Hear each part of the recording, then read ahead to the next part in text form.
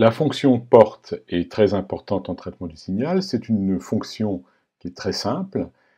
Elle est nulle en dehors de l'intervalle moins 1,5 plus 1,5, intervalle qu'on appelle le support. Donc c'est l'intervalle sur lequel la fonction est non nulle. Et lorsqu'elle est non nulle, donc sur cet intervalle, elle vaut 1. Si on la trace, comme c'est le cas actuellement, on y voit une première discontinuité. C'est important de remarquer que la fonction est discontinue en moins 1,5 et plus 1,5. Elle est donc nulle en dehors de l'intervalle et elle vaut 1 sur cet intervalle.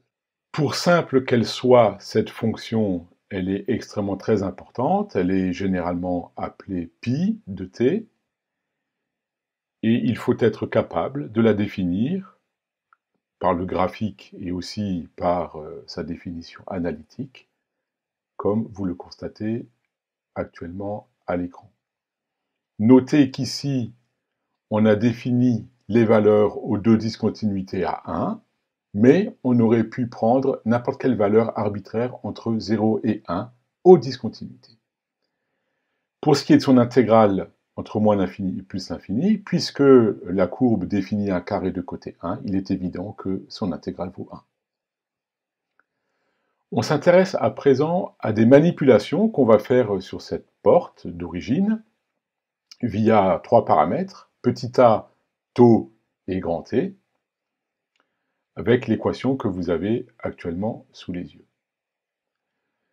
Petit a est tout simplement un coefficient de multiplication qui est défini comme étant réel et qui permet d'atténuer, d'amplifier la fonction, voire de la retourner, c'est-à-dire de la mettre tête en bas lorsque a est défini négatif. Pour les deux autres paramètres tau et grand T, en fait, il suffit de chercher les valeurs pour lesquelles on obtient les deux discontinuités, moins 1,5 et plus 1,5.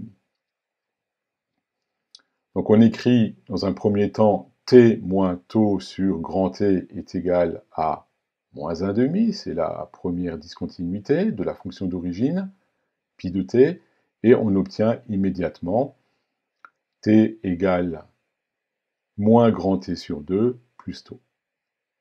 On fait de même pour la seconde discontinuité, t moins tau sur grand T est égal à plus 1,5, et de façon tout aussi rapide, on obtient petit t égale plus t sur 2 plus tau.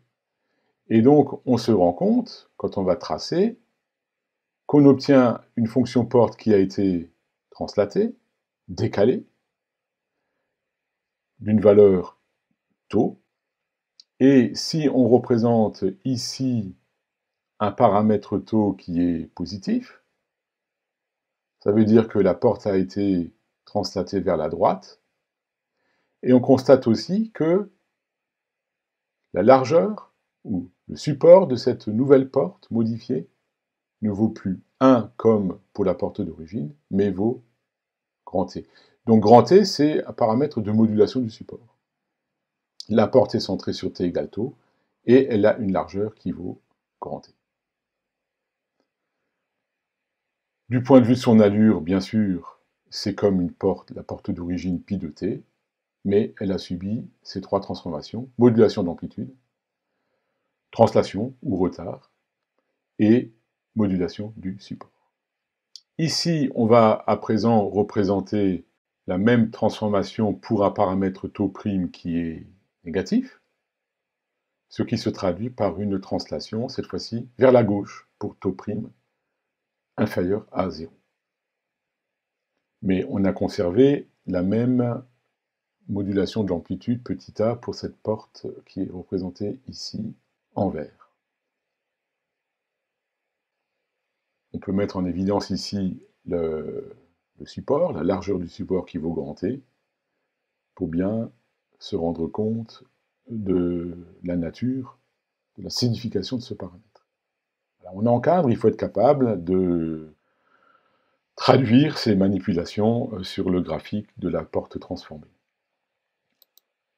En particulier, si l'amplitude petit a est égale à 1 sur grand T, Alors ça veut dire que on obtient une porte telle que son intégrale est égale à 1, puisque graphiquement elle correspond à un rectangle de largeur grand T et de hauteur 1 sur grand T, tant et si bien que son intégrale vaut